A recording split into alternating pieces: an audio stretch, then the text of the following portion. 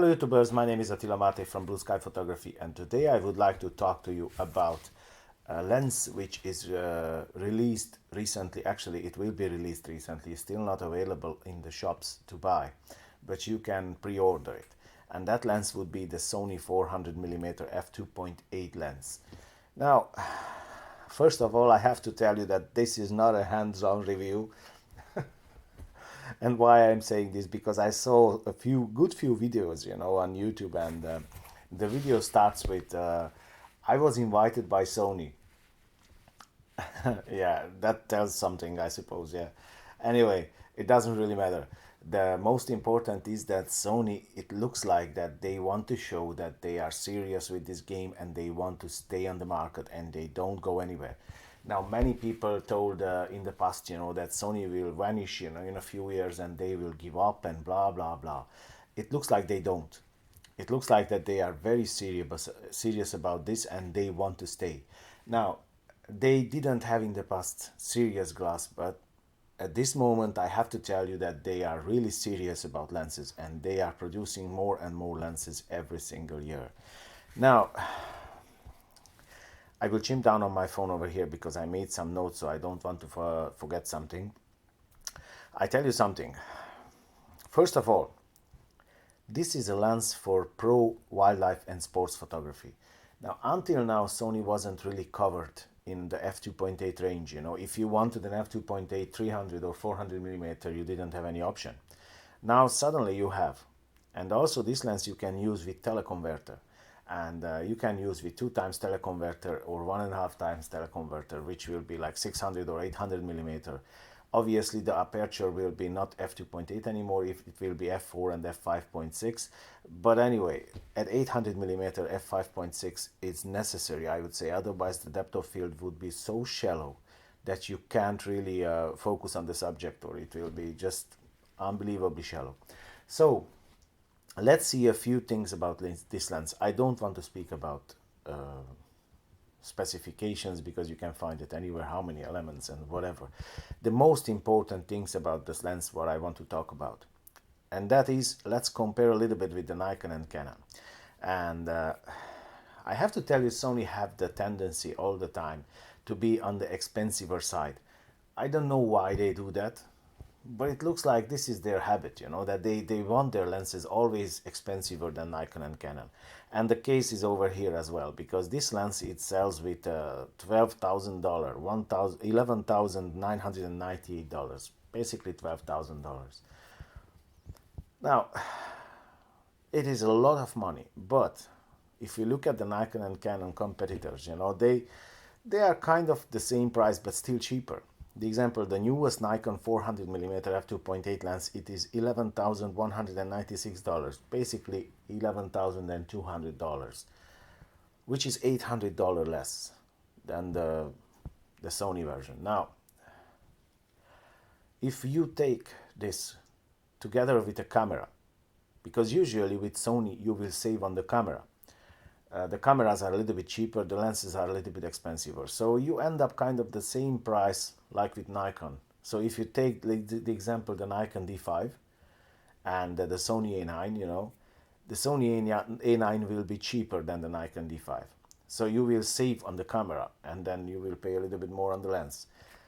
It's kind of, you end up the same money. But why they cannot do the same price? Why this is just kind of a reason for others to pick on it, like to say, oh, you see, Sony is expensive.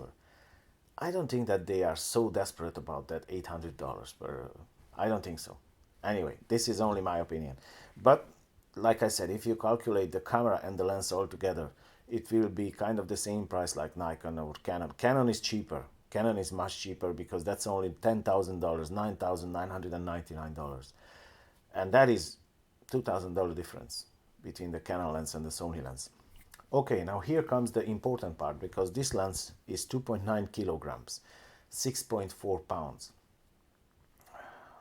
That's a lot of weight, I tell you. But it's a big lens. It's a big heavy lens. It's a lot of weight. Anyway, if you look at the Nikon and Canon counterparts, they are even expensiver. The Nikon is 3.8 kilograms, 8.23 pounds. And the Canon is 3.8 kilograms, to 8.47 pounds. It's kind of a little bit more, 3.9 kilograms. Well, that's a lot, 4 kilos, almost, the lens only. So this is 1 kilo less than the Nikon or Canon lens, and that is brilliant. That is good. 1 kilo is huge, I tell you.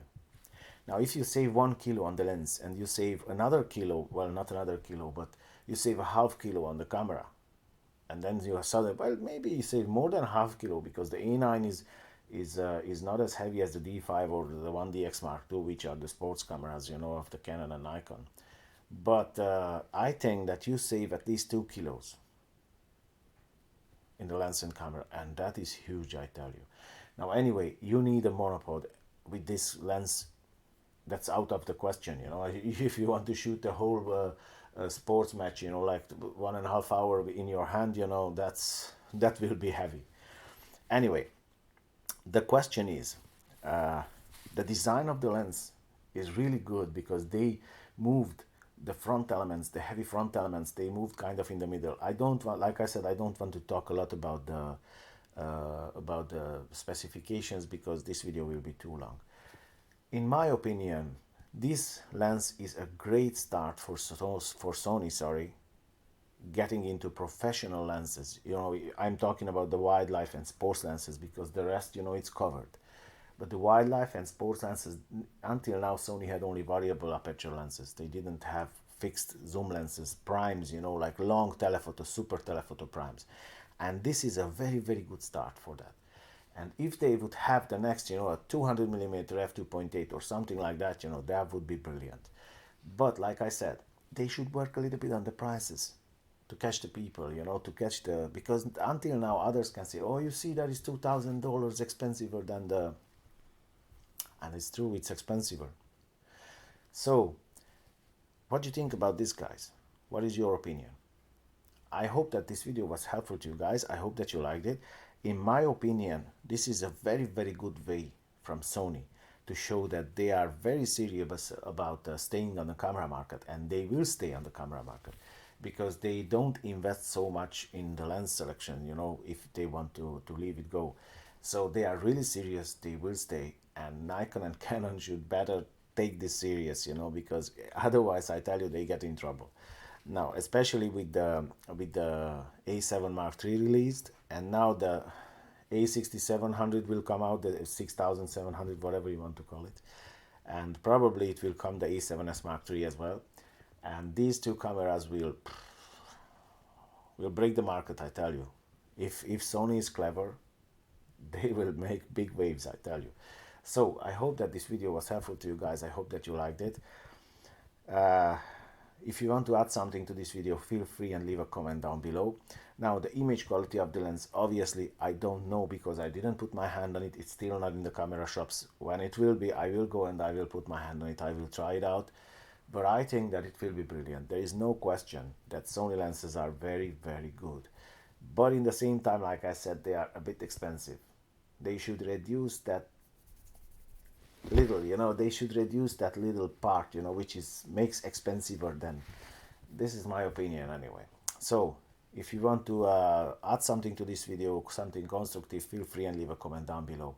And other than that, I wish you a great day, and I'll see you in the next one. Take care, guys.